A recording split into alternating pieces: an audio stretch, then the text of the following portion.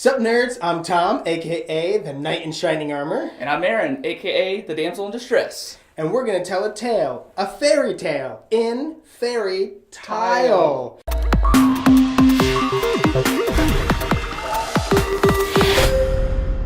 As the name insinuates, Fairy Tile is a fairy tale game that's tile placing.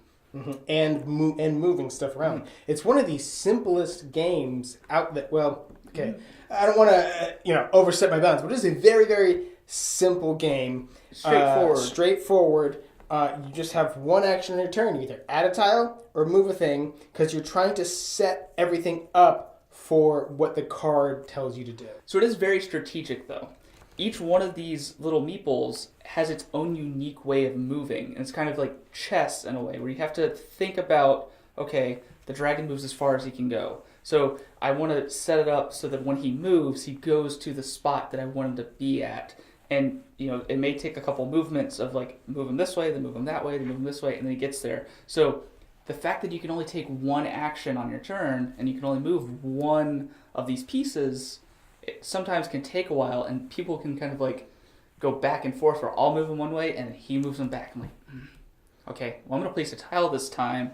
Maybe, find a new way to accomplish this goal. And I think for that reason is why I didn't really like this game at 2 players. It's actually surprisingly shines really, really well at 3. There aren't a lot of games out there in general that are really good 3-player games, so I'm really commended for that. I'm glad that this is a really good 3-player game. But 3 and 4 are really the best ways to do it because, and this is true for a lot of games, to say 2, any game, I've said it 1,000 times on this channel, but if you're new to this channel, if I ever see a game that says 2 to 4, 2 to 5, or 2 to 6, I'm always skeptical about that 2 players. And in here, it can be really cutthroat. There was even one time when me and Wes were playing, it's like, on my turn, I'm going to move the dragon over to here. And then he's like, well, on my turn, I'm going to move the dragon right back. I'm like, well, I'm going to move the dragon over to here. He's like, well, I'm going to move the dragon right back. Now it's this tug of war of who's going to give in first, because one of us is going to have to burn their card and put it to the bottom of the deck and get a new card to try and, complete that goal. And then get the extra action, so on your next turn you can move it and move it again if you really need to. Yeah, but there was nothing forcing one of us to do that. It was like we could have just stalemated infinitely, But what fun is that? I really enjoy the puzzliness of this game, though. It's really, fun to, look at. You're like, okay, well, I need to get, 3 fields together so that I can try and move the knight onto these 3 fields. But there's not really a spot on the board yet, especially at the beginning of the game. You have to, I have to put a tile out there. And they're finally like, okay, sweet. Now there's three of those together. I need to move the knight there so that I can complete my challenge and, be the first one to complete all of the challenges in front of you. So it, splits evenly. Everybody has the same amount, but, you may get harder ones in your deck. You may not. I mean, it is random. None of them, I think, are intrinsically harder than others. It just may be, all 3 of them are on the same tile. Oh, well, right now they're all as far away from each other as they possibly could be. So I'm going to burn that and try something else. Yeah, do that later. You can remember that eventually you're going to have to pull off that, once you get down to the bottom of your deck. But for the time being, move on to something easier. Give yourself that extra action with that magic token. I do really like how there's actually 4 different elements you're working with because it's the chess-like movement of the 3 different minis, but it's also the tile placement. And it is more of a movement game than a placement game. The tile placement is, again, just one of the 4 elements. So to call this a tile placement game is accurate, but that's not the main mechanic. It's more of a chess-like movement, and I'm actually surprised that I like it because when it comes to abstract games, I generally not the biggest fan, but I kind of do like more tile placement-y abstract games. So I do like Azul and Gankimono, those type, and Sagrada, those type of that are more tile placement-y in the abstract format is more fun. And this, even though it says fairy tile, isn't really the just same tile placement, right? And we were just playing Koi, and I was like, oh, this is more chess-like movement. I didn't really like that. It didn't really. And I know you don't like the Duke because that's straight I hate up the Duke. I kind of hate the Duke. I almost never say hate, but I really didn't like the Duke. Yeah, so this doesn't have that bad of a I'm just you're not trying to take your opponent out. You're trying to complete your missions while all of us are using these same pieces to move around. So it can be frustrating if somebody's moving the piece that you don't want them to move, but it's not the same frustration as, oh man, I'm really bad at this and I keep moving in the wrong spot and he takes him out with his pawn and then I'm left with nothing and he's destroying me. I think because it's not combat-y like those other games, and it's I think the biggest factor is that the objectives change all the time.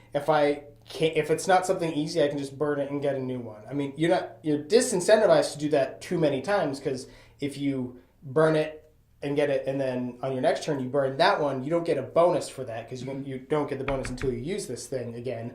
But I think, the difference between those other types of games that I didn't like versus this one is that the objective changes all the time.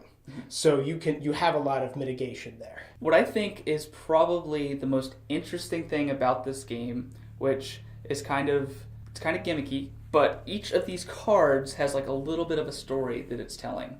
And it's a very linear story, but you'll play, as you complete your quests, you're playing them. When you're done, if you're the winner, you put them, there's a little number on the bottom, you put them in numerical order and then read your story. So it kind of, they all essentially kind of have the same story. So like after you've read it a handful of times, it might not be as like cool to you, but it's still really interesting to like play a game where at the end you have a unique story that you're telling. Right. I guess it's a fragmented story, but it's still really cool. I do really think the story part is super cool, especially for when you're playing with little kids. Mm-hmm. They're going to be really surprised, and it's a good learning experience as to how, even if we're missing chunks of the story, as long as it's told in this sort of order, it has a beginning, middle, and end. The rising action, falling action, the climax, all that kind of stuff. So it's still, even though there might be some holes, depending. If you just happen to get a bunch of the really, because you reorder them, you put them, they all have a number, and so if you get all the early numbers and then one far off number, it could be a little funky. But it's really cool how that still comes together. The only thing that I would say about, in terms of playing this game with kids, is there will be a little bit of clunkiness because it uses terminology in here that's in-game. It'll say they meet at the river or they can see. So that is, a new word to define to the child. So they're going to have to stop and look at the rule book, or you're going to have to explain it to them. So that is the only amount of clunkiness there. Yeah, with that see, it's like, okay, well, it's line of sight. And your kid's like, what? What's line of sight? Like, can they see in a straight line? You got to explain a new mechanic that isn't in a lot of games aimed at younger kids. Yeah. And I guess the only other complaint I have, because that's one complaint, is and it's not clunky for us, only if we're trying to play this with younger kids, which is a big deal. I'm always looking to play games with my nieces and nephews, so that is one thing that I think about. And the only other thing is the princess, the way she moves is, she's only can move one direction, one space, but she can basically teleport from castle to castle.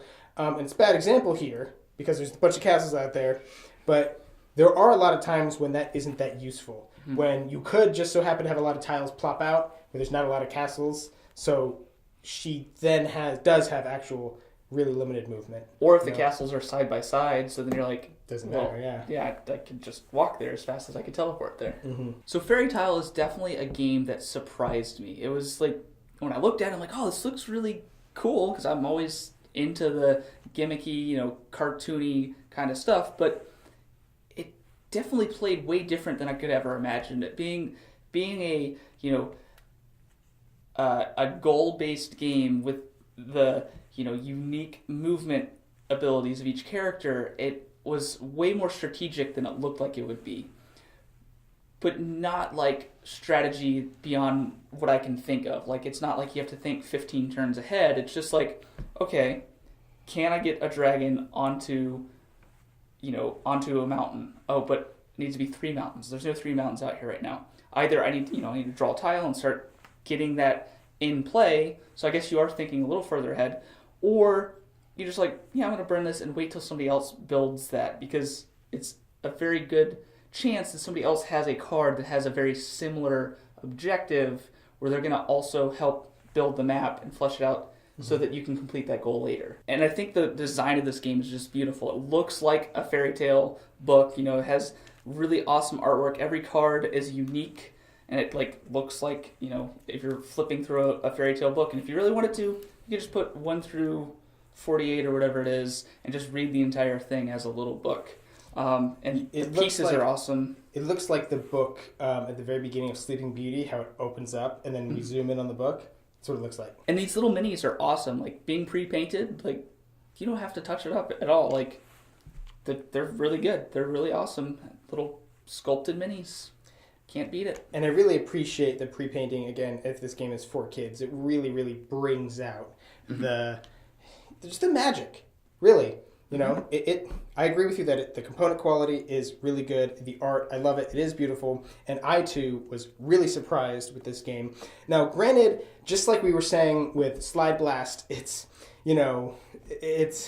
a mental hurdle to get over if I'm playing with just Wes and Aaron, right? Like, that we're playing a kid's game when we're all adults.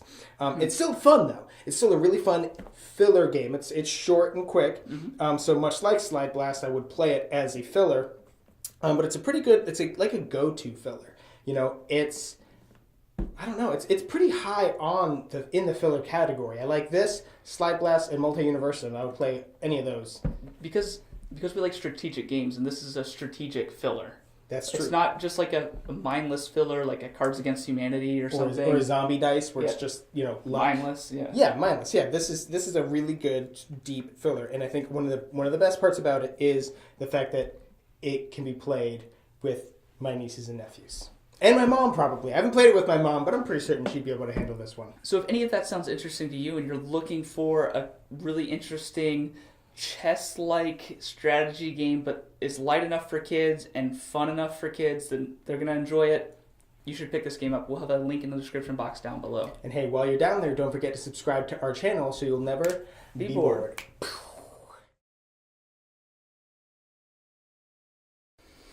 How many of these cards do you complete? I forget that. You just split the deck between the players. Oh, so in a 2-player game, you go until the entire deck is complete? You take the deck, split up into 2, 3, or 4 piles. Oh, okay. And once your deck's complete? Yeah. That's right. Okay. Yeah. Is there an exact amount of cards that splits 2, 3, and 4? Must be. What was it 2 times 3 is 6 times 4 is 24? I don't know. I have 18 here.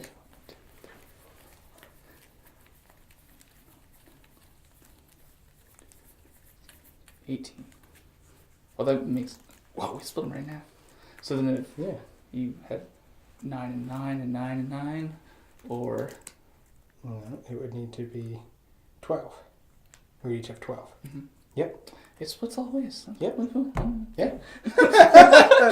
We're never going to cut that right there. Yeah.